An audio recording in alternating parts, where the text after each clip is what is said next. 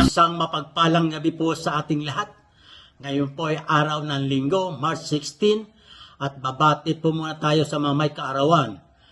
Kay Pericot Balila, Bernie Gonzales, Jimmy Hapa, Joe Mac, at Ferdinand Dawal Arpapo.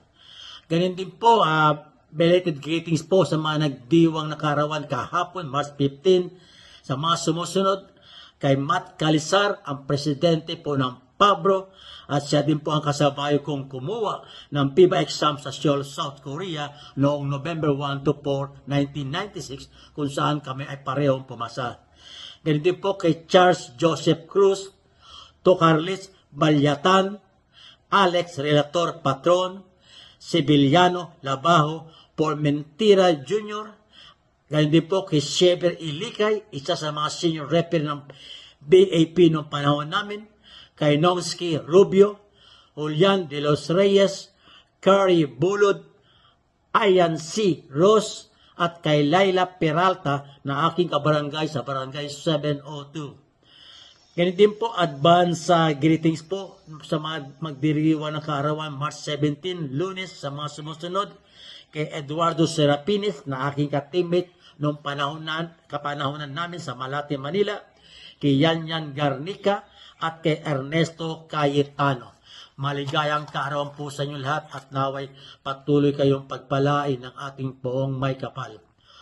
Ang ating pong pag-aaralan sa gabing ito ay ang Article 12, Jumble and Alternating Possession. Particularly dito po sa Article 12.6.5, yung Alternating Possession Procedure. Okay, iniwalay-walay ko po para maunawaan lalo natin itong ating tatalakayan. Ando sa nakasulat sa number 1, a violation by a team during its alternating possession throw-in causes the team to lose the alternating possession throw-in.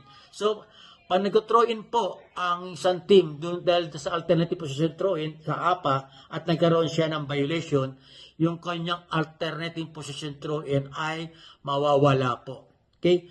To dakota sa number 2, the direction of the APA o yung alternative possession arrow shall be reversed immediately.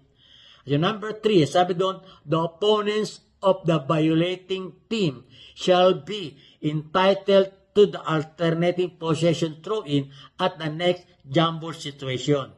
At yung number 4, ang sabi doon, the game shall then be resumed by awarding the ball to the opponents of the violating team for a throw-in from the place of the original throw-in.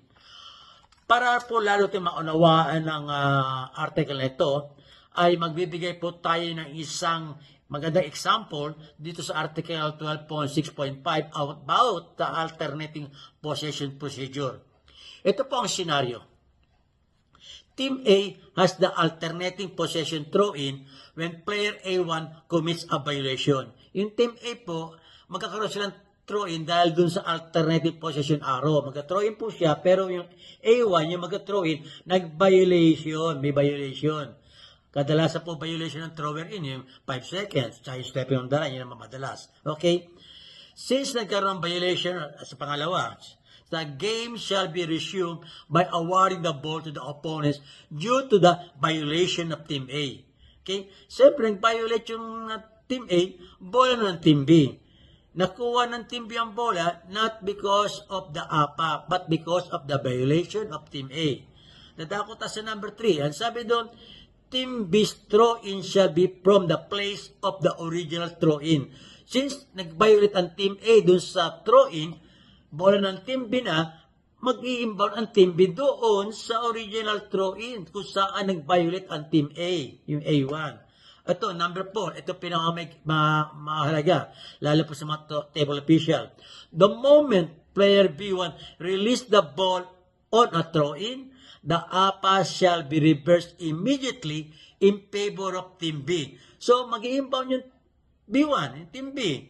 The moment na-release niya, yung arrow po i-reverse immediately in favor sa kanila sa Team B. Okay. Lalawakan po natin ang senaryo para lalo natin maunawaan. During on a throw-in by B1, nag-throw-in ng B1, the ball lodges between the ring and the backboard. Mag-throw in siya, mag-alley-hoop pass, naipit ang bola between the ring and the backboard. See? Since the ball lodges between the ring and the backboard, a jump ball situation occurs. Siyempre, lagi po, pag nag-throw in siya, naipit ang bola, jump ball tayo.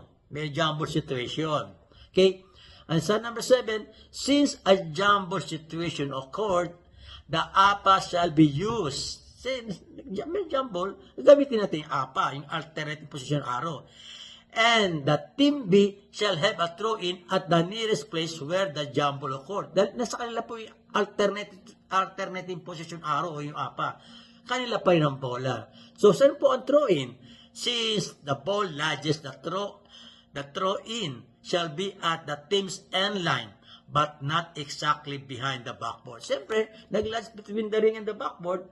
Saan sa pinakamalapit na throw-in? Doon po tayo sa end line, but not exact behind the backboard. Okay po, yan po ang ating maikling aralin sa gabi ito at naway naunawaan natin mga ito. At kung kayo mayroon pang pag-alinlangan, mag-PM po kayo sa akin o tumawag sa akin upang masagot ang inyong mga katanungan. Hanggang sa muli, ito po yung amang lingkod, Pipa Referee, eto Kamarangan. Bye-bye.